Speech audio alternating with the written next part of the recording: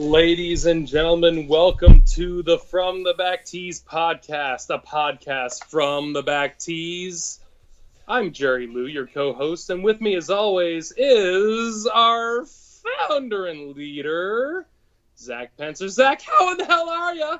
I'm doing pretty good. We had a Canadian win this week, so all things are looking up. How about you?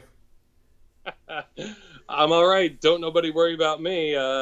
I guess today we're going to talk about the RBC Heritage, Zurich Classic coming up, new format that, well, not new format, but different than most. But we got a lot of fun stuff to talk about.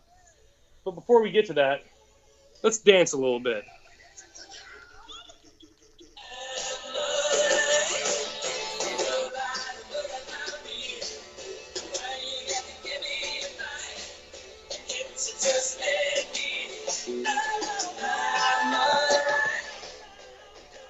Forgive me, everybody. I'm Ellen DeGeneres. I couldn't think of anything better. I just said, let's dance for a second. And neither of us danced. We just sat here in solitude. So, That's Zach, how I dance.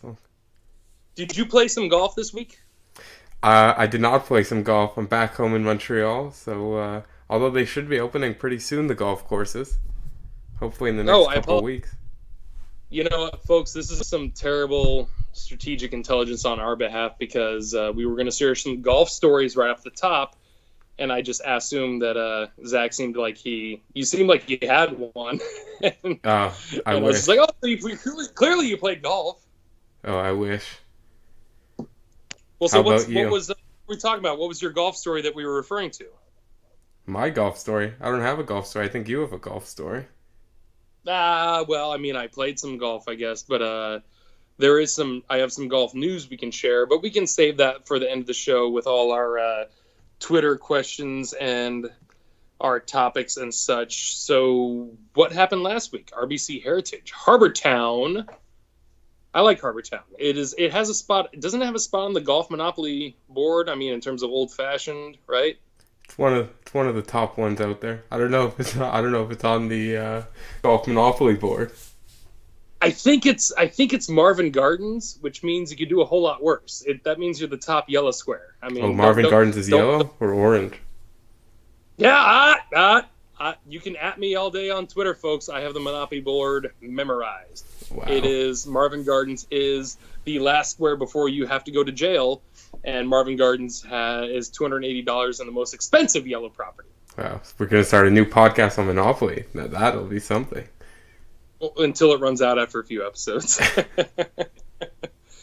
So I know how this course sets up. It's a really great course, super old-fashioned. It's the exact reason why I'm scared of ever playing or watching golf at the Colonial, because it's so pocketed and so many trees in the way, and you have to play good target golf, old-fashioned golf, not bomb and gouge like we're used to, which, maybe nobody predicted DJ would collapse. I predicted DJ would shoot even par and not win. Really, that was it. I just thought he would. Oh, this is what he does. He goes 3 under, 3 under, 3 under, nap time. That's what DJ does. He doesn't shoot 77. Like, did he have a hernia or something, Zach? Were you watching on Sunday? What happened? That was wild. He was at 10 under, I think one behind the lead, or maybe he was even tied at that point. Went bogey, bogey, bogey. I'm watching, so at this point he's out of it, and then I'm fully convinced he's just like, screw it, I don't want to be here anymore. Hits his shot in the water on the par 3, makes double, goes to the par 5, then he's like even more like screw it, and just blasts a driver maybe 100 yards out of bounds. It went straight right. Clearly I missed that one. I didn't see the OB the OB tee shot. Oh, it was great. He didn't even care either. Well, I saw your tweet, unfortunately, because I was busy on Sunday. Your tweet was the first news I saw. I knew he had gone nuclear, but your tweet was the one that crystallized it perfectly. Yeah, 7 over in 5 holes. My goodness. I mean, now look, and God bless Mr. Ron Mintz, PGA Tour follower and media personality, who just started following me on Twitter. I followed him for years. The man is a delight. He had a tweet that really got me thinking about this. I mean, and it wasn't, it got me half thinking. The layout of the course, all the people that are up top, just the big log jam of golfers up there, it was anybody's game. I mean, that's why I picked Kuchar, where it's just like, well, he's only a couple out of the lead. I mean, all he has to do is grease his way up there and slash up, and he took second, whatever, make a lot of money this year. But that being said, it was anybody's tournament. What Ron Mintz said was, after 54 holes, the past 6 years, like the past 6 winners have came 3 shots out of the lead or something on the last day or something. Correct me if I'm wrong, everybody. But that being said, I kind of felt like half smart but half obvious picking Kuchar, where I'm like, oh my God, DJ's at 10 under, Solamente leading the tournament, and we got Kuchar at 8 under, and we just got this logjam of guys. If anyone's going to go out there and shoot a 66 and just grease the field with a 5 under, it's Matt Kuchar. I didn't see CT Pan. Nobody, mark my words, not a single person picked CT Pan that I can see. No big wigs, small wigs, toupees, yarmulkes, all the above. Nobody picked CT Pan to win that. And maybe they should have, though. Well, of course they should have. I'm just saying... He's very accurate.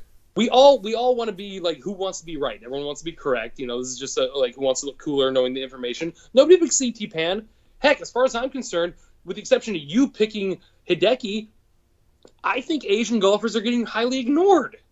I mean, there's so many... Ho-Tong Lee is such a good golfer. Yeah, he's a stud.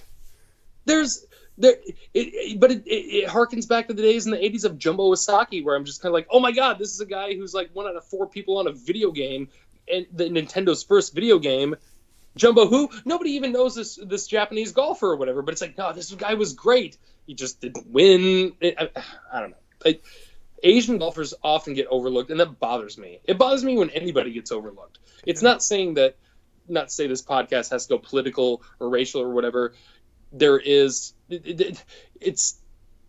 no affluence to golf. The golf and talent, or where you came from, might have to do with wealth partially. We can admit that. That's as plain as the nose on our face. It's not that big a deal. We take it for what it is. Even the poor people I know who get into golf take that humbly as what it is. I'm one of them. But all that being said, we all have that in common. I don't know, Zach. At the same time, I don't know if they are ignored. I guess they're ignored here, but you always hear on the broadcast about like how Ho-Tong Lee at the Masters had as big a media following as Tiger.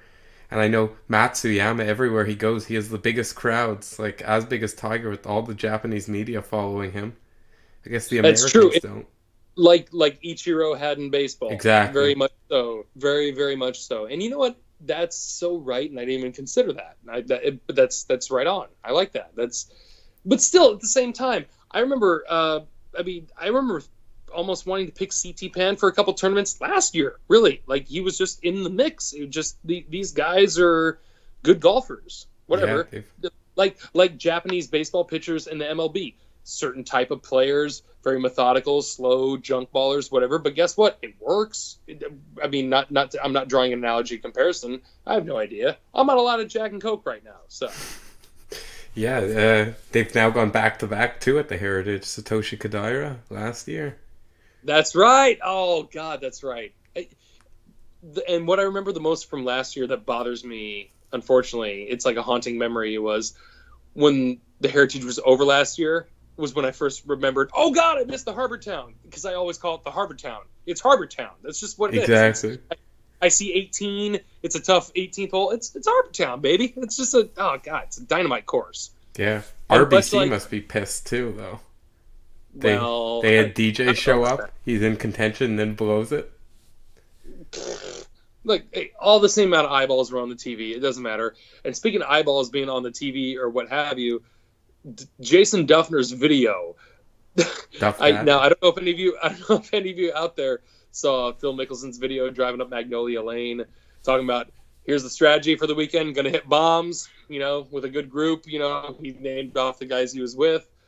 And then he got Jason Duffner walking through the tennis courts at Harbor Town saying, here's the key to this week, no bombs. I got the club head speed to 113, maybe 114, so no bombs whatsoever. That's the strategy. That's Harbor Town. And then he even had the audacity to say, if you find the green, you're attacking the flag here. I'm just saying.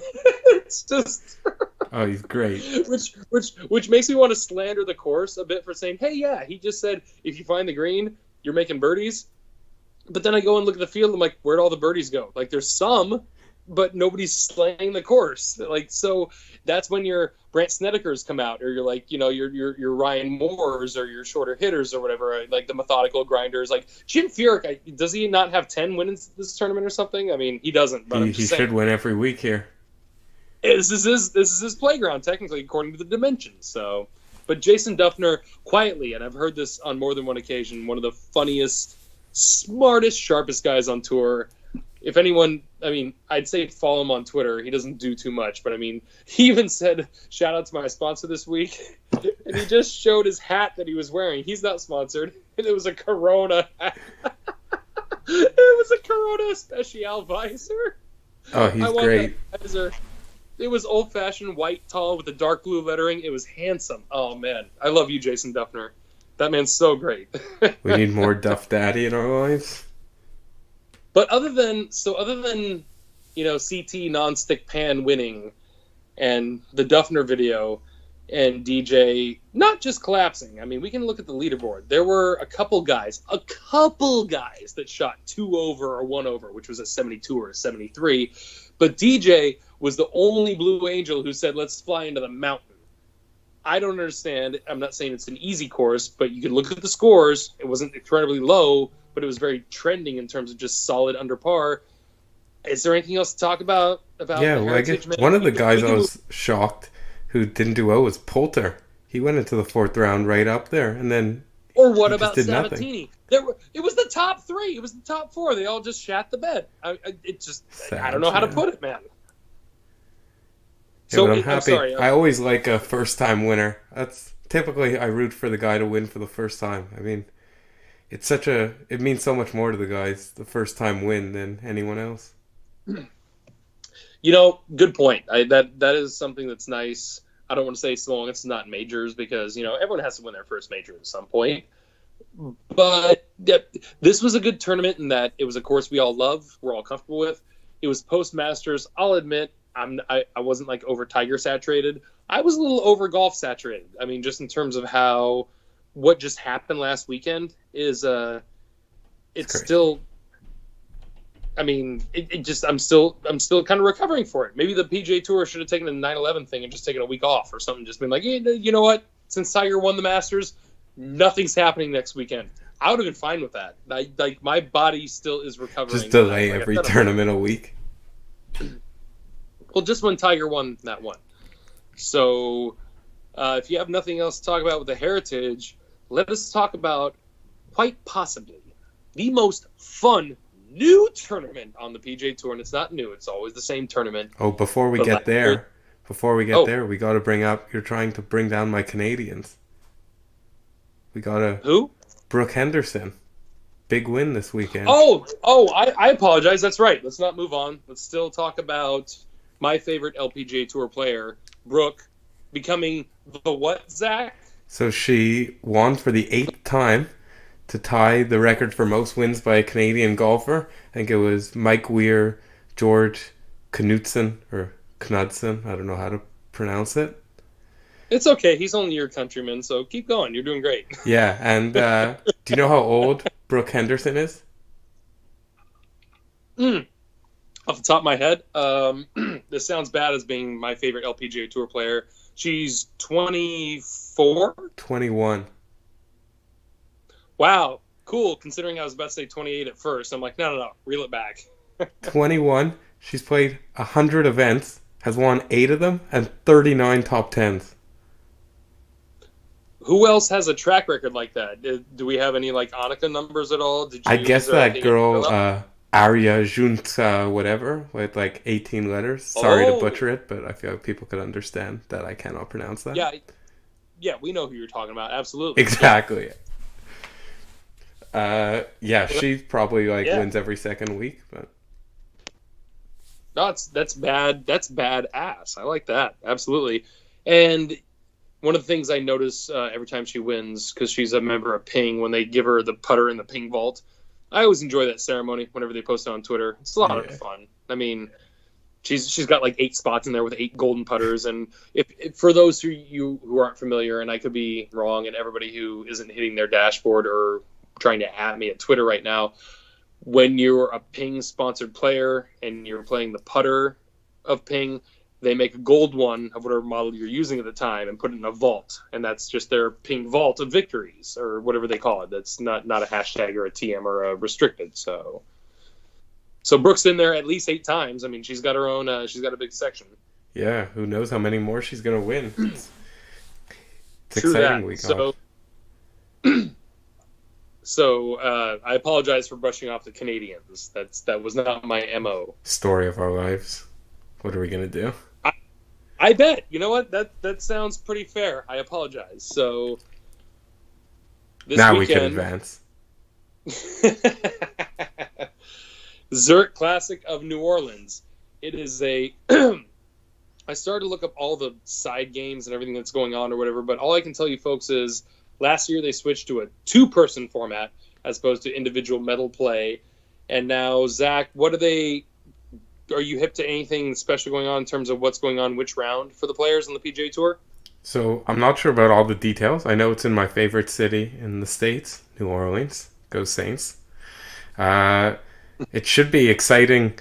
Betting-wise, I guess we won't get into it too much as you're a pretty big degenerate if you're betting on the Zurich Classic. What the? Whoa. What?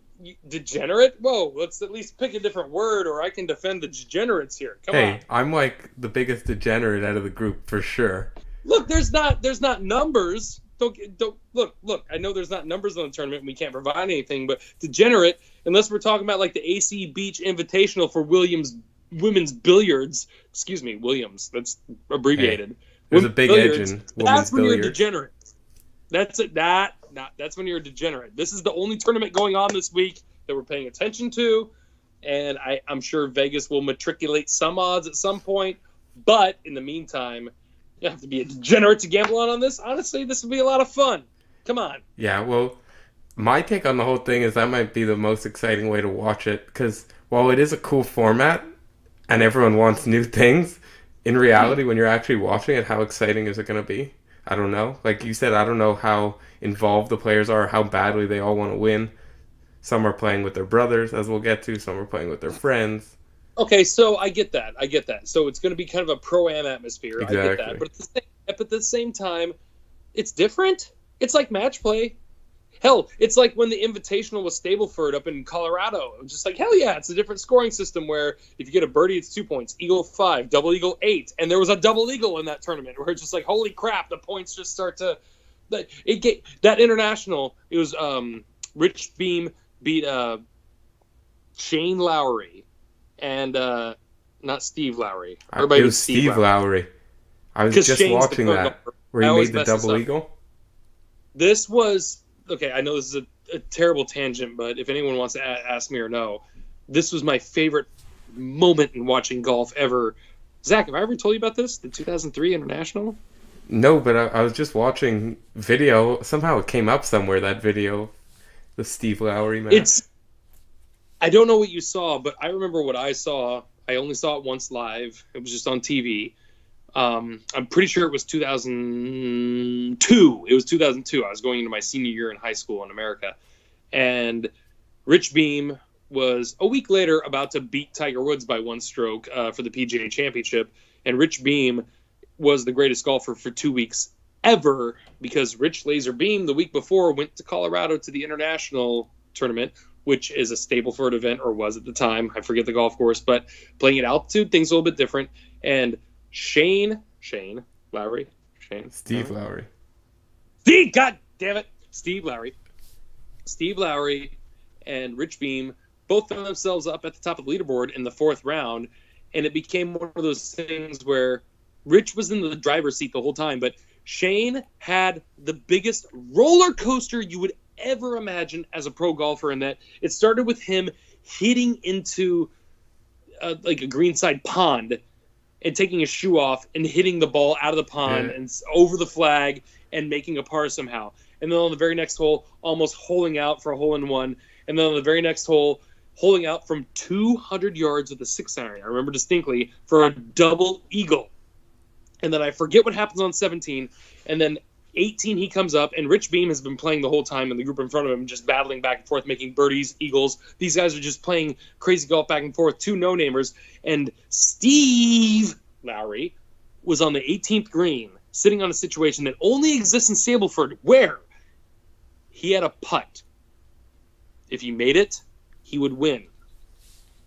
If he missed it, he lost. He didn't tie, according to the Stableford points. Par was 0 points. Birdie was 2 points. He walked up to that green 1 point down. He had to make that putt to win. Missed it. He lost. That never, ever, ever exists in golf in any other time in vacuum, where it's a miss or make for the victory. It's usually for the have, or for some consolation, or to move on, or for the victory. But, and you guys can add me at Twitter all day for small Jerry Lou Looper one, for small like sports stories all over. That was the one time I've ever seen in golf where the victor was decided by a putt on 18 that was, if he made it, he won. If he missed it, he lost. Save for match play. I know everyone's screaming match play is not the way most things are sanctioned. We strive off of, in America, medal and stroke play, which I don't like. But, sorry, that was the 2002 International, my favorite golf tournament ever. That's a fair point. So now we could get into... Sorry, I don't mean to... I forgot match play. I don't mean to besmirch match play. So given the format, I did ask a great question on Twitter, and we got a lot of great responses from everybody. Pretty random, a lot of things that are hard to like pick out from the others. But I asked, what would be your favorite two-person duo to see in any tournament? Doesn't matter where it is, what the course is. What are two guys you'd like to see play together? Zach, what do you got? Kuchar and Sergio, because everyone likes a good little excitement. I would say, yeah, for this year, 2019, hell yeah. But any other time, these two MFers don't have anything in common. But think of how often the rules official will be called in 18 holes of Kuchar and Sergio. Well, same as, I'm going to try and dig it up on Twitter because I can't cite it, but somebody brought up, here it is, Matt Smith at Zero Fairways Given said Keegan and Jimenez. Yeah. As a Oh, my God. And the caddy. Keegan and the caddy. Or no, Jimenez and the caddy. Well, it would have to be Al Original. Everyone would have to go back to, yeah, absolutely. But, and he said final pairing with Steven Zinger. I mean, those two made up, and that'd be a lot of fun. I mean, I don't know. I see we got Matthew Lawler at Matthew Lawler said Poulter Bubba. That'd be a good one. I mean, what are we really looking for? Are we looking for guys who jive well together or guys who rub each other the wrong way? Because my girlfriend even told me herself, I just looked at her and said, hey, what's a two-person team you'd like to see? And she just said, like, Speed 3, and she snickered, and I looked at her and said, why? I think most people would want to see ones that don't like each other. Oh, see now, dog, this might be the American approach. I hate to be a negative type person or defeatist or whatever, but we strive on controversy. Yeah. So, everyone loves a good controversy. Yeah, I mean, that's why I got my boy Franchise Jesus here on Twitter saying Patrick Reed, Kevin Kisner. I wanted to question him on it. Franchise it didn't make any Jesus. sense to me. It didn't make any. Yeah, it didn't make any sense to me. But I thought, yeah, that'd be great. I thought of a good one though. What about Bubba and Phil? Oh, sure. Well, I feel like Phil. You know what? Actually, I hate to say it. As much as I love Bubba, I don't think he's a pretty good team golfer with anybody. No, or Phil and Tiger. See them work together. That would be interesting. That would be a lot of fun. One of them on here from Craig V. This was a really good one, and he took the question outside the box, like I was really hoping some people would. He said 2000 Tiger and 1995 John Daly. I mean, you folks couldn't see it. I just bit my fist. I mean, that'd be a lot of fun. Was 2000 Tiger when he won 11 out of 20 tournaments? Well, but yeah, but that's like me saying 1970 Muhammad Ali versus 1990 Mike Tyson. Fucking A, let's do it. I mean, that'd be beautiful. And folks, I know I got those years drastically wrong. I was just shooting off the hip here. So What's one You that you got would want any? to see?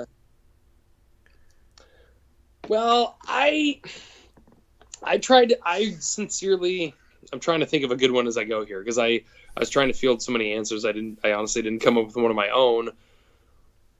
I guess what I would like to see would be it'd be kind of like when I witnessed personally VJ Singh and Greg Norman play together. In that, I want to see two dry guys with each other. So you help me here, Zach. There's somebody even mentioned Snedeker and JB Holmes, the tortoise and the hare. And I'm sorry, I don't have the tweet up right now. Oh, Jim Thompson. Thank you, Jim Thompson. You're a big cat. I love you. Who? Let me ask you, Zach. Who do you think would be a stark contrast right now that would be not volatile but entertaining per se? I mean, it's kind of tough. Yeah. I guess maybe like Tiger. No, like DJ and Brian Stewart hitting it or Brian Gay hitting it like 250 yards off the tee. I got one. You got DJ and Rocco Mediate. Rocco Mediate. Because you got DJ who's on autopilot, just sitting there like a blue angel, just flying in formation, inches away from the other plane, and you got Rocco sitting there going like, "Hey guy, how come you wear your hat backwards?" Or "Hey guy, hey, what kind of coffee you got this morning?" "Hey guy, how you doing?" Just like Rocco's just all about like, why is everyone so quiet? I mean, and DJ is Mr. like, huh? You said something? I mean, that's just DJ's dialed in now. So in terms of a teamship, I would love to see those guys play together because despite their personality differences, it wouldn't affect their game whatsoever. Because DJ is highly remarked on tour as being one of those guys who, if he carried his own bag or had a different caddy every week, he'd play the same. Just because he's steadfast. That's all. And Rocco is kind of like Fuzzy Zeller, the polar opposite in that, where he's so, or Lee Trevino, where he's so affable and goofy that's his, for lack of a better term, and this is me saying it, like their self-defense. We're just kind of like, hey, goofy this, goofy that. You want a sip of my coffee? There's rum in it. I mean, whatever. Yeah, but we could talk about some of the groups this week. I could lead it off with... Oh, that's right. Oh, I didn't write any down, and I'm not looking at technology right now. There's some good ones. I like Jason Day, Adam Scott. I remember that one. Yeah, the Aussies. Little on the nose. I could lead it off, I guess, with the Koepka brothers. Brooks and Chase making his PGA Tour debut. And I'm not sure how it works. If they win, does Chase Koepka get PGA Tour exemption? I would guess not. Question.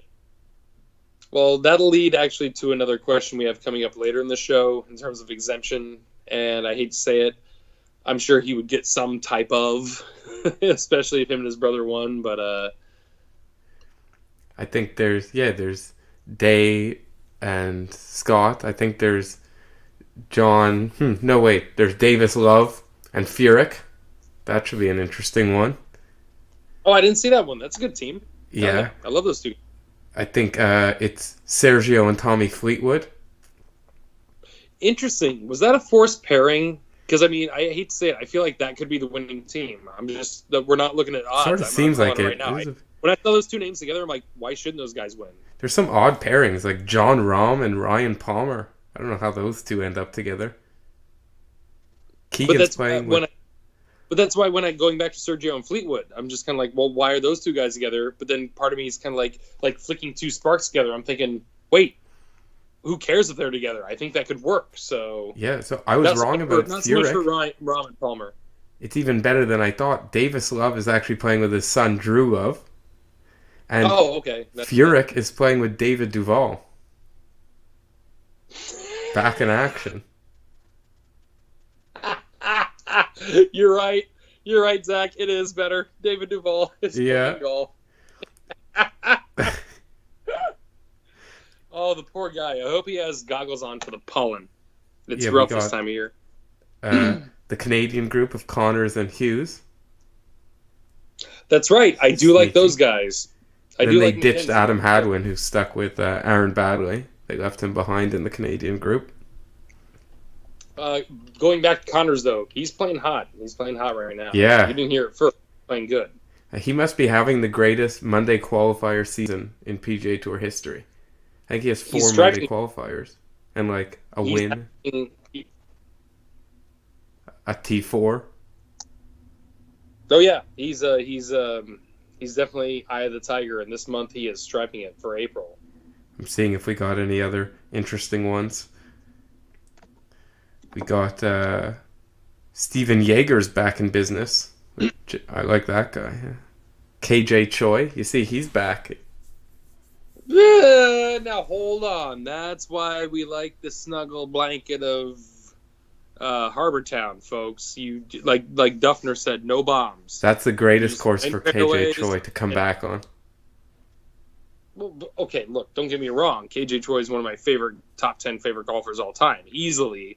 Really? But yeah, absolutely. And the fact that he reared his head here for 1 second was cute, but it makes perfect sense, and that's it. Yeah, he hadn't played in a while. Yeah, exactly. Ooh, there's some sneaky good picks too. I like the South Africans of Schwartzel and Oosthuizen. Interesting. Oh, I didn't see that one. That's a really good one. Each other well. Fair, very fair. Yeah, but real quick, because I was just looking at some notes. Shout out to Nolan Smith for being a great addition to last week's podcast. That was a lot of fun talking Masters and Tiger, and I'm dying to get anybody in on the podcast. Thanks for Skype. Thanks for this microphone that Zach sent me. I mean, we're doing the best we can. We're making it there. Exactamente. So, anywho, what other teams you want to discuss on the Zurich Classic before we chat about other stuff, if we have other stuff to chat about? I guess there's not as many big name guys as I thought. The last big one, I guess, is Patrick Reed and Patrick Cantlay. They're paired together? Yeah. That's pretty good. Well, that's Cantlay he's pretty hot right now. Oh man! I mean, gosh, this is something we could discuss. He's like, to be fair, in terms of ball striking and scoring, who's hotter right now? Yeah, that's what I was going to say. Patrick is a meteor. I think he's the hottest player on tour. No one talks about him. Well, now hold on. I haven't listened to any of their golf podcasts, so I don't know if anyone else is singing his praises or anything like that. I mean, I know one of the no laying up guys last year said he'd be Rookie of the Year, or he was declaring that for this year. I don't think so, but Patrick Cantlay is en fuego ahora. So yeah, that he knows how to play. I think he's had maybe 10 top 10s this year. Really? Wow. I mean, he's been a Saturday player. He's always been storming up in all the tournaments. I mean, just him and Tony Finau are the two that I think are like bound to win very soon. So, how about you and I put a board bet up? What bound to win soon? What, a tournament or a major? Ooh, both. I'll go. I thought Finau would for sure win one this year. I guess he still could, obviously. Okay, I tell you what. Let's you and I do a little wager right now. We'll call it whatever down the road, but we'll call it a board bet, and everyone at home can keep track of it with us. But I say Patrick Cantlay wins, as you just said, not just a major, but a tour event. Patrick Cantlay wins before Tony Finau. Ooh, yeah, I got to take Finau on that one. Are you kidding me? Oh, I'll take this all day. I'll take the long-term Finau. He's just been too good. That's fine. You know what? We digitally shook on it, put it on the board. Trouble is, Finau does not play in regular tournaments. If Finau's going to win, it's going to be a major. He doesn't that's true. Show up, except it's like he's like Koepka light. I mean, it is crazy. He shows up at the majors. That's all he has to do. Like I've made fun of his Twitter account. It's ran by a bunch of people, and part of me is like, yeah, like Tiger Woods is. But it's Tony Finau, not Tiger Woods. Yet Tony Finau's background is exactly like, I mean, it's not a bad thing. It's definitely not a bad thing. And I don't besmirch the guy. I sincerely don't have a single bad thing to say about Tony Finau. That man is an American Spartan golfer warrior, and he will guide us to many Ryder Cup points in the future. God bless him. But in terms of right now, what we're talking about, Cantlay is going to take a PGA Tour weekly checkbook Swiffer out and wipe it all up and down his asshole. Cantlay is going to win twice before this year's over. Mark my words. Not just once, twice. Finau's got majors and PGA Tour events total. He's going to win twice. Finau might win the next major. Then it'll be too late. And Then he has one. Then he has one. I'm saying Cantlay wins twice. Okay, let's bump it up. Let's shift our original bet from who's going to win next to you say Finau's going to win one. I say Cantlay's going to win two first. Any type of event. What do you say? Let's make this a little more stringent, huh? Ooh. I think that makes it even easier. I think Cantlay might be more likely to win one, but two's a lock for Finau. 2 months though. Oh no. I see where you're coming from, and I appreciate it. But I feel like I could by June I could be laughing with a cigar. I mean, come on. Or Finau's been off his game a little bit recently. I give you that. But what game? We haven't seen him play golf except for the majors. What are you talking about? Also, a pretty fair point. He'll be there. That's why I'm loving this bet, because Cantlay tees it up every single week, and Finau tees it up 4 times a year as far as I count. And that's what I have going to my favor here. Cantlay's like Kuchar. They seem to just be at every single event in the top 10. Kuchar's about to replace DJ as my man to make a ton of money, and I should somehow get on those coattails. I mean, if we think about it. He's leading the FedEx Cup by more than a victory. Kuchar is having a tremendous year. I saw some people say on Twitter they don't want to support Kuchar because of what's been going on. And I'm not saying their name, and I'm not necessarily promoting all those people who like supported that or whatever. Regardless of whatever happened to Kuchar this year, in a golf sense, Kuchar is having the best year out of everybody. I said it back when at the Sony Open, he's swinging 10 miles an hour faster. Something's different with his swing. I'm on record as saying it. This is Kuchar's year. The trouble is he just has some bullshit controversy like tagged to him like a remora. That's all. It's not his fault. Well, it's kind of his fault, but Yeah, it's like him and Phil they both took on the strategy of just swing as hard as you could, get that club head speed up. Sort of like baseball, how they're all changing their strategy to just hit home runs and strikeouts. Now in golf, it just hit it really far. Yeah, but Phil is one of those batters who can, if he needs to or thinks he can put the baseball all over the field. Whereas Matt Kuchar is like former Twins catcher Mike Redmond, who just could only hit opposite field singles. That was it. That's just that. Matt Kuchar is. That's why I'm happy he swings the club faster now, and he's doing really good. Is because he has the most one-dimensional game for a top-tier player ever. He hits that wipey cut. He just has that one plane swing, which is fine. It's just that's why I wanted him to win the British Open in 2015. Because he was right there, and I don't know if his tired ass will ever have a shot again. And I wanted him to win that because his game, I don't think can hold up. He's in his 40s too. And then this year came around, and his swing is literally 10 miles an hour faster, from what I can see. I didn't look at the numbers, so it's a different Matt Kuchar. He's competing with everybody now. I don't care if his game's one-dimensional. He's figured something out. He's getting the ball down the fairway 20 yards farther. But I feel like golf... Well, I think it's more so based off your approach. It doesn't matter, even though it doesn't matter how long you are off the tee, that varies into how long your approach is. If you're 150 out, and you're one of those players who can hit a pitching wedge or an 8-iron, okay, so that's your club for 150, whether it's 8-iron or pitching wedge. Trouble is, those two golfers I just described with those two clubs have 2 different ball flights. And the trouble is, that golfer with the pitching wedge, when they hit it up high, has a much better shot at hitting something accurate or better as opposed to the 8-iron who's coming in lower a little bit with lack of control. That's why I love Bernard Longer playing like he does. Because that guy is a wuss off the tee, which means he's hitting a lot of long irons on greens, but his long irons don't release. That homeboy stops him on a dime. Oh. He's the most dominant Champions Tour player of all time. And a hell of a Ryder Cupper to boot. I don't have his Ryder Cup record up front, but I remember, too, when the Ryder Cup was pushed off because of September 11th, him and Colin Montgomery were paired up together in the first 2 days, and they never lost. It's like those two guys walked around the whole course with a 4-iron and a putter each, and they just lasered our asses. I think they went 4-0-1 apiece. They just destroyed us. They were just, like every single time it was 200 yards, 1 foot away. Like Molly would. Or is it too soon for Mollywood jokes? No, it's not too soon. A lot of our fans can probably help us out on this, but I don't remember distinctly a lot of the Mollywood shots. I distinctly remember the Colin Montgomery and Bernard Longer shots from 2002.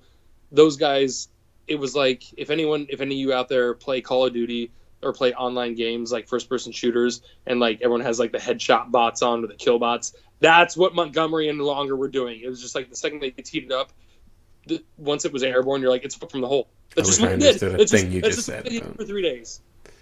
What's that? I wish I understood a thing you just said about killbots, machine guns. Killbots, sorry, in layman's for you, Zach, I apologize. Killbots are something artificial in a video game. And all my nerd friends right now are pissed that I'm describing it this way, but it's essentially something summoned by the computer that the second it sees you or whatever, it just kills you right away with a perfect shot. Oh, really? This will give you a good laugh. The only video game I play is NHL. Spoiler alert, if you're playing Red Dead Redemption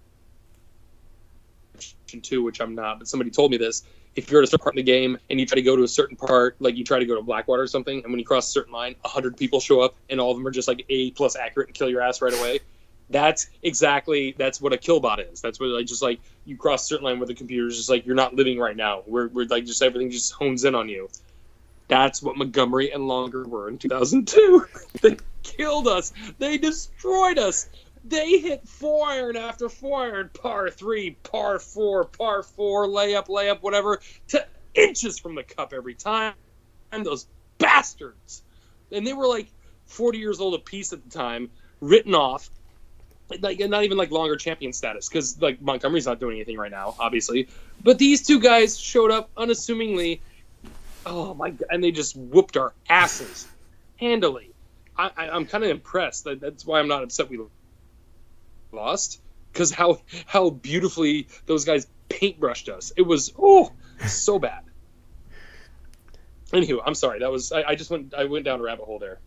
Yeah. Moral of the story: all I play is NHL. Like the good Canadian boy that I am. Correct. He is. Ladies and gentlemen, if there is not a greatest sport to play on the planet, we want to talk about physicality, balance, speed, concentration, hand-eye coordination, strength, all of the above, it's hockey. Yes. It's just... Preach it. It's really tough in hot climates to build those facilities and maintain them. And when kids grow, it's hard to keep outfitting them with equipment. I'm sure that's a pain in the ass. And then if you go south of America's border, all you have to do is wrap up a bunch of electrical tape around a newspaper, and you have a football. And that's how soccer has taken over the planet. I'm not besmirching soccer. That's just how it goes. So, anyways, anything else you want to discuss about the Zurich Classic before we move on to questions and topics? No, I guess we could move on. I guess I'll plug it here right now that we'll be doing a show. Plug away. We'll be doing a show twice a week now because we have such a great time filming it. So why not share it with everyone? We finally have... Zach got me a microphone. I don't know if you guys can tell. And if you can't, God bless you. Because I've listened to some episodes and Skype is tough. Just the way it goes. But this is a lot of fun. I kind of... This is like me and Zach have golf therapy, so to speak. And the few of you that listen out there, or that enjoy it, or I enjoy getting the tweets or like the texts or the random emails that say like, hey, I like that movie line you pulled, or that this and that, whatever line. It's like, yeah, that's the fun of it. I mean, I wish everyone who was listening was in the same room with us while we're doing this. This is just a golf conversation, and unfortunately, it's just you and I talking right now, and only like nobody else can have a voice. And that's why I do like bringing people in and do like all the Twitter questions and all the Facebook questions and all the, I mean, that's great stuff, which, by the way, I don't think they're listening because most of these guys don't have the wires out in Maryland, but better late than never. Big shout out to my Maryland, USA people. The men's league that I resurrected from the dead back in 2010, I guess is still alive and well. They had their like 10th anniversary or something. You guys are doing great. And that's Bill Bone. That's Joe Lambert, the Donut Man, Casey, the Godfather Shine. And I know these guys are listening. Our head pro, Josh Jeppy, you're the man, not the peanuts. And JB, I'm not even gonna say your real name, not yet. You're just the wizard, and you go on selling cars and playing pro baseball somewhere. Because I'll be talking about you again. I know it's a long time coming. So, anyways, sorry, that was my little turnpike there. Yeah, like you said though, hopefully we'll bring on some interviewees first. I guess we want to get a decent lineup of people, so it's not like just one interview and then we don't have one for a month. And no, that's a good point. I'm sorry. I guess I was using the wrong word. You are the man who has all the good interviews archived and cached. What I'm talking about is just maybe bringing in just random people or guests, or I mean, like bring in Nolan again, or bringing in like. Oh yeah, for sure. We're gonna bring our guys in. It's just that's why I keep asking. I keep saying this, and clearly nobody listens. Who's following me on Twitter because I keep asking for help, but we need to find a good platform to multi-face or something. I mean, I know this is a Google search away, but Skype worked for me the first time today in a long time on my first try. So I'm not going to press my luck with Google or trying to search. Thank you. I'm not going to try and press my luck with anything, but at the same time, I know this is easy shit to perform, but at the same time, we want to make it sound good. We want to be it all-inclusive.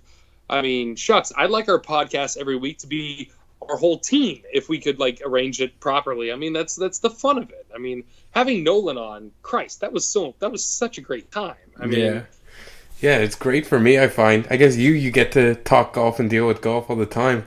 For me, none of my friends have much interest in golf or anyone, so it's more I'll watch it alone or follow it alone, and then now I got people to discuss it with. Fair, but I, not to contrarian you, but I'll counterpoint by saying most of my caddy friends, my good friends, and we just had a caddy meeting and I was hanging out with them, they're not into golf, really. No? Like what happened in the tournament, they're not paying attention.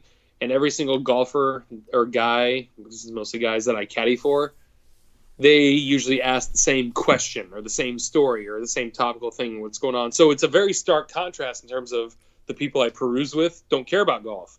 The people I have to work for ask the same. It's like Office Space, where it's like, we need to talk about your TPS reports. It's like, yes, my other 8 managers asked about it already, and I already put it in or whatever. It's like, great. We still need to submit it. Just like, it's just kind of like repetitive, whatever. Just like, oh yeah, Tiger. Did you see Tiger 1? I don't know. I just got an FM radio the other day, so I don't know if I'm completely plugged in.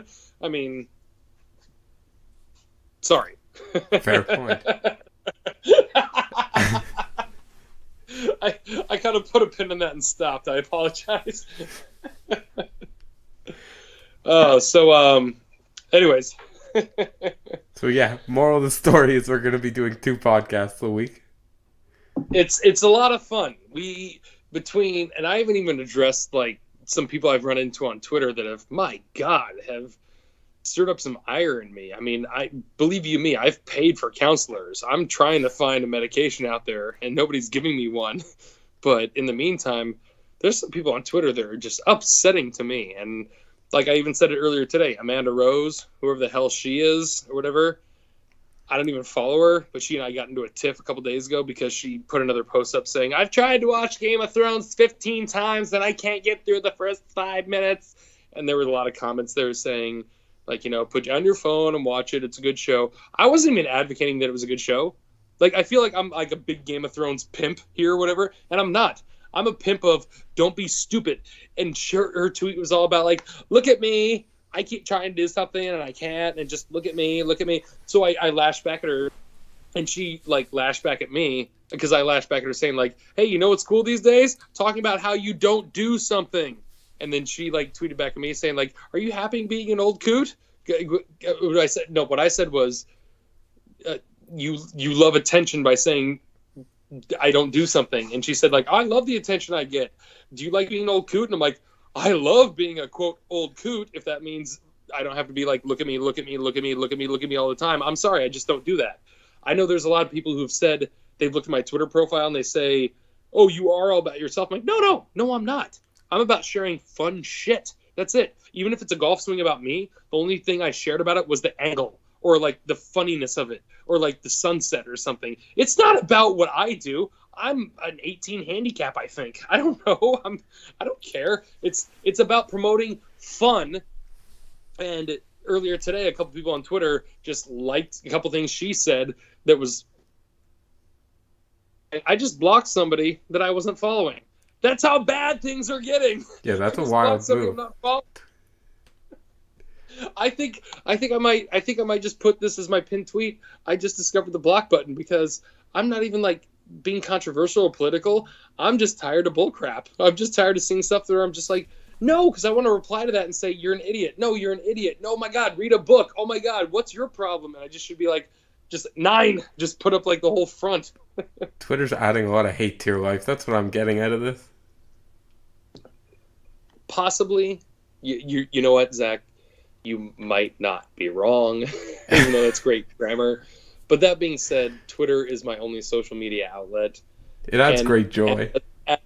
As Twitter is, though, we can cater and cultivate and curate and all the other C words, all the things that we can see on our timeline. And that's why I even tweeted him, said, I'm sorry, Amanda Rose, I don't know who you are, but I have to block you because I just keep seeing too much bullshit that I don't like. I don't even know you. Nah. It's fair point. Yes, I am a cranky old man. I'm almost 35 years old. I wake up at 5 a.m. every day, whether I work or not, and I go to sleep every night at 9:30 or 10 o'clock, and I likes it. You just have to accept it. Have to? I have, and I enjoy it. There's no have to accept it. Okay, perfect then. Dude, I hate to say it, even though I love doing this right now, God forbid, if I were to start to nod off right now, I'd probably look and be like, dog, it's happening. This is better. I'm just going to hang up right now because it's happening. Sleep. Listen, in a few years you'll understand. Maybe, I don't know. I'll get there. I've always said I got old man soul. Am I proud of it? Well, that remains to be seen. But you seem pretty proud. Yeah, well, I guess that has been seen. So, did you see anything on Twitter you want to talk about at all? Nothing too much. I guess we could go ahead to the our last 2 topics. I guess you have a new topic to bring up, and plus you have some exciting news to share for those in your area. So before Zach brings us our Canadian fun fact of the week, I jokingly and semi-seriously texted my mom today saying, hey, subplot here, my mother is a great sports fan but has never followed golf at all. And she's living vicariously through me, especially on Twitter and our website. And I think she was our first person to purchase merchandise. So God bless you, Mom. But and I'm about to. Oh, and by the way, folks, we have some merch in the works that, as I told Zach, I don't care if everything fails. We have something in the works that's probably going to carry at least 3 of us for life. It is that cool of a t-shirt design. We'll be living in mansions. Well, I said I wanted 10, and I thought I was exaggerating, and then you shared it with Nolan, and he wants 1,000, and I want 1,000 too. He's not wrong. It is quite possibly, and you had to remind me of this. That's why how hidden gem the idea was. But anyways, we have a great T-shirt idea coming out, but this all stemmed from my mother bought a hat, shirt, whatever. But I told her, I said, hey Ma, how about, because she asked me a lot of, I'm not gonna say dumb, but very earnest questions about golf every week because she watches golf on TV now and she wonders what's up. And I told her, I said, hey, Zach has the Canadian fun fact of the week, so I'd like a fun counterpoint of what's going on with golf and from your perspective. And so I said, how about you give me a great golf question a week? And my mother's golf question of the week is, and you can follow her at, well, you know what? No. It's not like she's going to get hate. She's going to get promoted by this. My mother's Twitter handle is @Hoyden, and it's spelled exactly like that. Hoyden. @Hoyden. It's very clever. It is. I'm not saying that sarcastically. Look it up, folks. It's very clever for what she is. That is her question being, how do you qualify? She said, let me actually, I don't want to misquote the text here. How does a golfer qualify to play in the PGA or LPGA tourney? Zach, take it away. So that's actually a great question. As far as you know, go ahead. So yeah, that's a great question. Sort of like you said, you thought like 75% of people listening would know, and I guess it's much lower than that. There's a ton of ways to qualify. I guess the hardest way or easiest, depending on which way you think of it, is Monday qualifying, where you have to beat out like 100 people, come dead first, and then you get into a tournament where only that top half make money. So that's a pretty bold bet on your life. And then there's through sponsor exemptions, for example. I guess it's sort of an example for the RBC Heritage. I know DJ got in because he's part of RBC. Obviously, he would get in no matter what, but they Now, might sponsor other guys. Real quick, to put a pin in that, though, I meant to ask you, because DJ's my boy, and I was surprised to see him teed up in this event, because the course doesn't suit him. It's because it's RBC. And yet, like you said, for three rounds, he was just playing good, and then all of a sudden he's like, I'm the fuck out of here. Yeah. Yeah, he was in it because of RBC. So you could get sponsor exemptions. You could get special exemptions, which would be, you mentioned Lucas Beauregard got one this year, and then I know last year they gave one to Neiman, Joachim Neiman, and to Kira Degafi Barnrat, who are both having good seasons. I like that. That's good. The top 25 on the web.com tour at the end of the season get exemption into a certain amount of tournaments, and it differs based on how high they are in the rankings. Nice. And then the top 5 on the Latin America PGA Tour get some. I think the top 5 on the Mackenzie Tour get into some events, especially like the RBC Canadian Open, of course. And then, yeah, it's very difficult, moral of the story. And you already discussed the Monday morning qualifiers. Sorry, I stepped away for a second. That's probably the hardest one to get in. I don't know about you. Right. Yeah. Oh no, that's for sure. I mean, that was probably the primary one I was going to bring up, because there's so many, obviously. But really, it's so funny because there's nothing sexy about golf. Like, you can't make a movie or TV show about it. But between Q School to get your PGA Tour card and being a Monday morning qualifying warrior every week, that is way harder than playing in the M- league in the NBA and playing like lower single A baseball. Like, golf is such a tipping point of, there's like 500 guys in the world who make a comfortable living. Oh, I think way less. Yeah.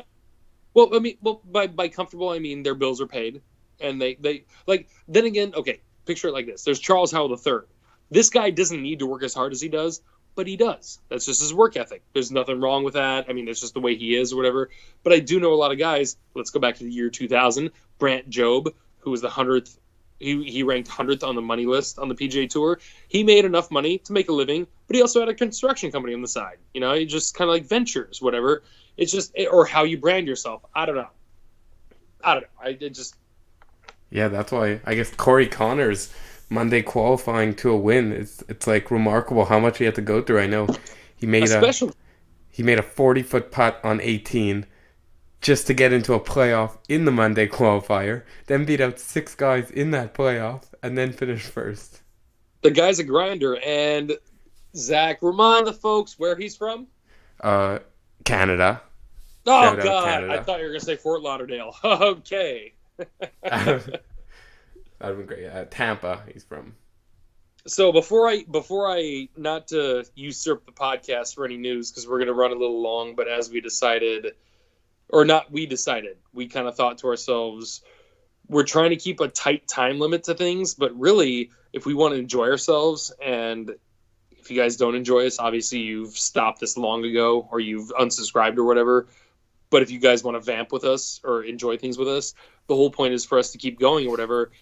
I kind of expressed to Zach that we can extend the podcast just a little bit longer in terms of time. I mean, so many shows are certain lengths, and then you have Joe Rogan, where it's just kind of like, yeah, like I'm a podcast consumer where if you have an hour and a half show, yeah, I won't listen to it an hour and a half straight. I'll just break it up as I hear it throughout the day or throughout the week or however we break them down. So I have a bit of pretty cool news. I mean, this isn't to like usurp or misdirect what we're trying to do as a podcast, but in terms of world golf news, I have some pretty good information. But before that, we're going to let Zach give us the Canadian fun fact of the day. So take it away. Our Canadian fun fact of the day is Canada's national sport, contrary to popular belief, is not hockey. It's. Oh wait, wait, wait, Do you want to wait, wait, wait, wait, guess? wait, wait, wait, wait. Okay. I didn't come up with a thought, but let's talk about it for a second. So it's not hockey, obviously. I'm gonna just throw one kind of off the wall, but in the corner because I think I have an idea. Cricket. Nobody plays cricket in Canada. Like, except for the Indian people who move here, nobody Yeah, plays cricket. yeah. Okay, well you could have just said no. I mean, I thought there was some No, British influence, that but okay. What is it? no, that Fencing? was like if Is it billiards. French? What is it? Dude, now our national sport is lacrosse. Okay, that's. Oh, I feel dumb for not thinking about I that. thought you were gonna guess it, but then you went with cricket. Well, I tried to go off the board. I tried to go purely international, and you know what? It's nice to know that because in America, lacrosse is severely regional. It is not nationwide, and I think that's kind of a bad disparaging. But it's at the same time, it's kind of like, oh, I go to a college that's on the ocean, so I'm part of the crew team. We row. I go to the University of Colorado. Where do you row? We don't have a rowing team. It's just kind of how it goes depending on where you're from. Lacrosse, big on the East Coast, especially in the Northeast of America, and rightfully so. I've watched a lot of collegiate lacrosse games. Lacrosse is the shit. It is amazing. It's an old Native American game. It's beautiful, or whatever you call Native Americans in Canada. What do you call Native Americans in Canada, by the way? Native Indians, Native Americans still. Native Americans, I'd say more. You guys are essentially just like. Well, the American guys, isn't for United States; it's for North American. Of course, no, and we are the big fat bully who's just eating everybody's lunch right now. That's it, or we were at the time.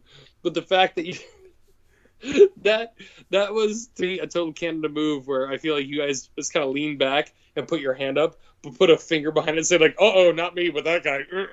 Yeah.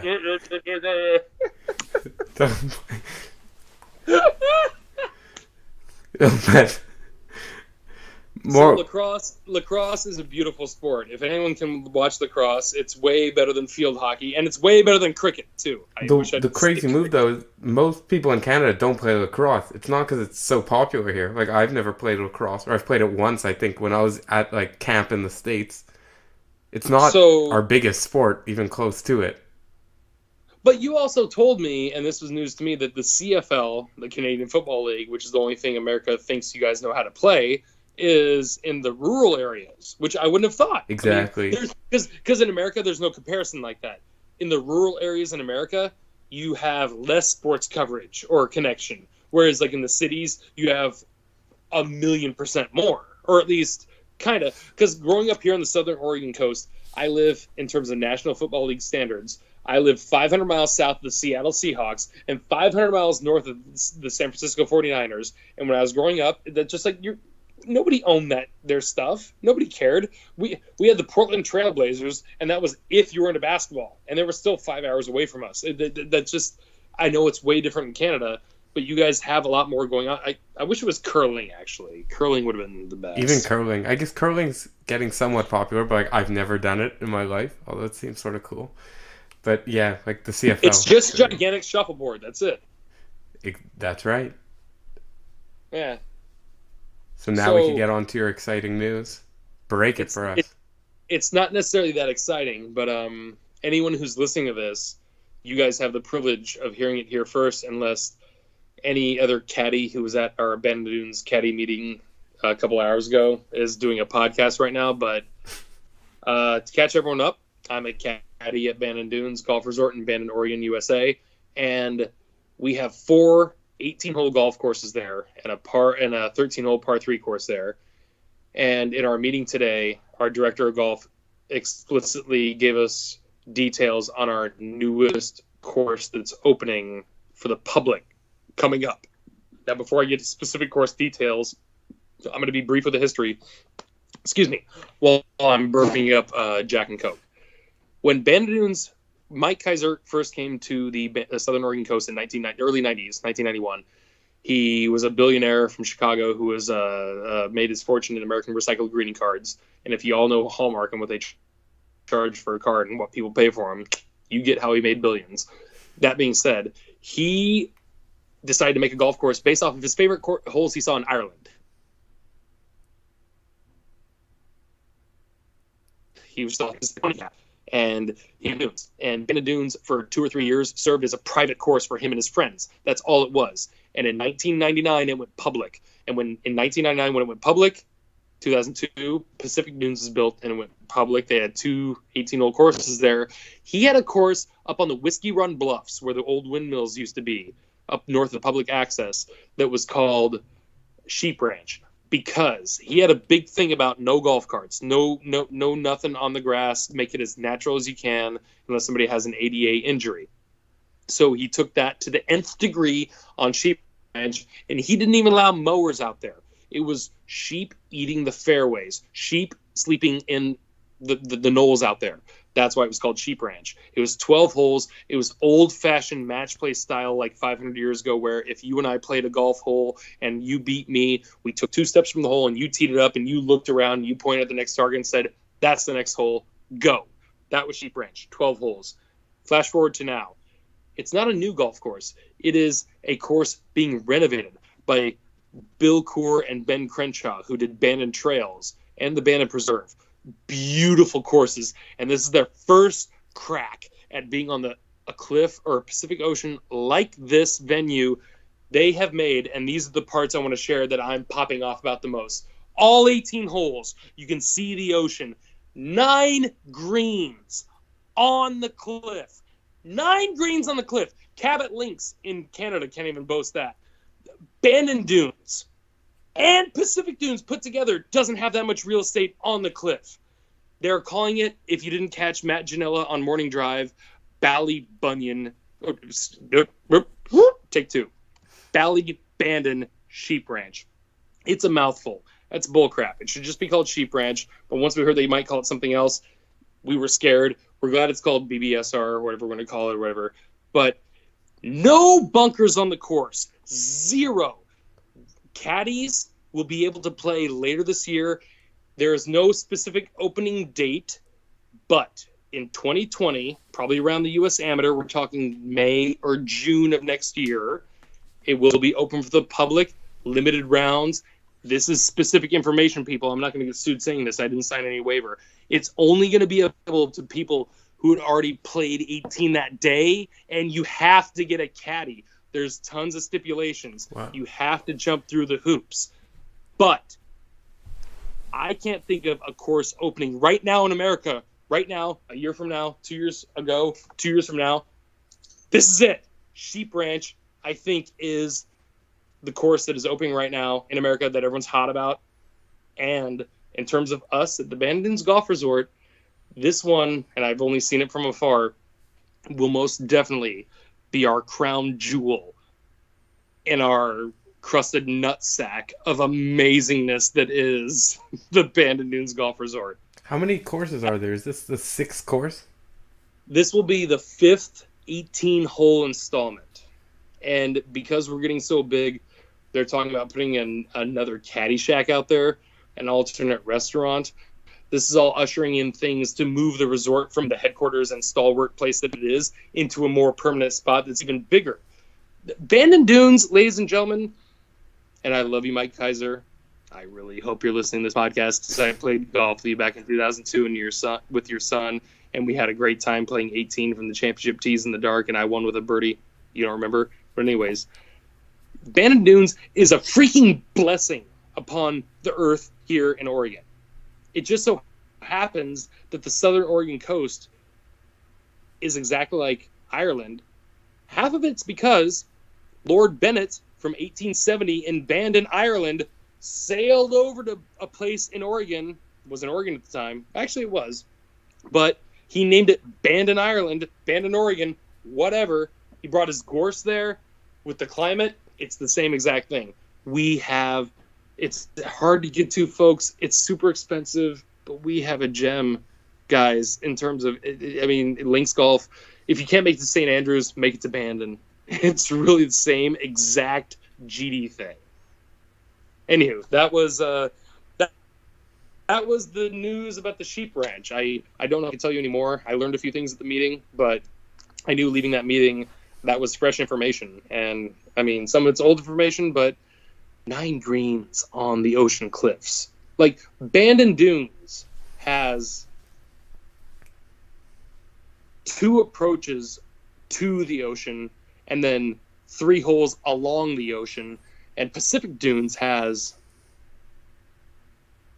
2 approaches to the ocean and 3 holes along the ocean also. Bandon Sheep Ranch has, I don't even know how many approaches, 9 greens! That's half your greens on a golf course on the cliffs of the ocean. And they even admitted they borrowed from Cabot Links. They borrowed from Bandon. They borrowed from Ireland. They borrowed from everywhere. I don't mean to get ahead of ourselves, because I remember when Pacific Dunes opened, I looked at Bandon Dunes going, oh, what a shitty course. We got Pacific Dunes now. Then I left, and they got 2 more. Now they're getting another one. Now they're getting another one. Oh, my God. Everyone should just move here and hang out. I mean, or just caddy. We're going to need at least 40 to 60 more caddies. Oh, God, I know if any caddy friends of mine just heard that, they're going to be pissed. But there's going to be a new influx of work. We're opening a 5th 18-hole course. Yeah, I will definitely have to head down to come play these courses. I've never been to, I know there's a bunch of places in the States that have a ton of courses all in the same property, and that sort of, doesn't happen here. Like, where I play, there's 2 courses, but they're sort of very similar, just right next to each other. I'd say in America, in general, that's usually the case. That's why I said, where I happen to live, I'm I feel like literally one of the 100 people who live on the moon, where it's just I'm so out of reach, yet it's so distinct and cool and individual. I mean, everyone knows about Bandon Dunes, everyone wants to come here, but in the end, there's still the same 40,000 stupid people in this county who, when the course was here 20 years ago, or the resort started 20 years ago, things really haven't changed much. My uncle, I love him, he's the smartest guy I know, but he even said once, he said, Bandon Dunes is the #1 employer in the county. I'm like, yeah, minimum wage jobs. So you have to really quantify your argument if you're trying to put it a certain way. But overall, when it comes to golf, Bandon Dunes is the fucking bat cave of golf courses. It 100% is. It's hard to get to, and you don't remember how you got in or out. And I hate to say it, as much as we'd love to have a Hilton come in the area, sincerely, I mean this from a guy who I've never seen a McDonald's in my hometown my whole life. It's just, even though it deserves it, it's just no. There's no McDonald's there? That's my big takeaway. We got a Subway in my... Well, now, hold on. Now, the resort of Bandon Dunes is 5 miles north of the town of Bandon. The town of Bandon, in terms of franchise fast food, has a Subway and a Dairy Queen. That's it. At least it has Dairy Queen. Yeah, that's fine. But I've had a few friends of mine, we've gotten a burger and sorry, at Dairy Queen, you're going to hate us on Twitter, but took a bite out of it. I pulled some big plastic blue thing out of it. And I just threw it out the window. Just this is for the deer. Just get ice cream at Dairy Queen. Fair enough. I'm not a dessert guy, but I probably should. Their blizzards are off the charts. So anyways, folks, this has been a great long show. We're just over an hour and 10 minutes, and but we've thank you for hanging on in the end. Sorry if we didn't mention any names. We did anything else you want to talk about? I got some fun topics I want to maybe write about or talk about on Twitter, but nothing I want to open a can of worms on until. I guess I could leave it at this: that our first episode a week, I think we sort of both agreed, will be more recapping the last week and previewing the next week, and then our second episode the week, I guess we could probably do it Thursday or Friday, so we could talk a little about how the tournament's going so far, and then will be a lot more topics that people bring up or interesting things in the golf world.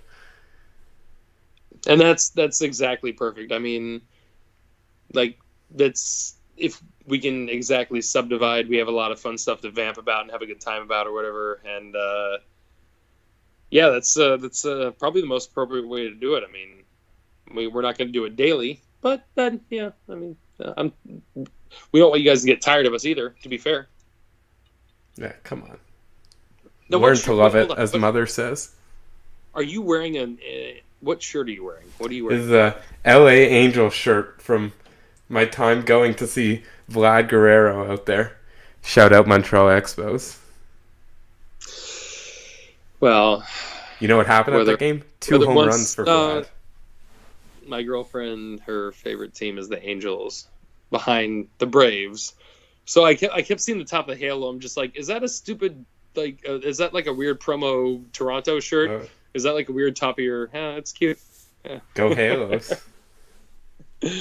Well, no, go Dodgers. We're in the middle of like winning 5 games, losing 5 games, winning 5 games, losing 5 games. You know how it goes.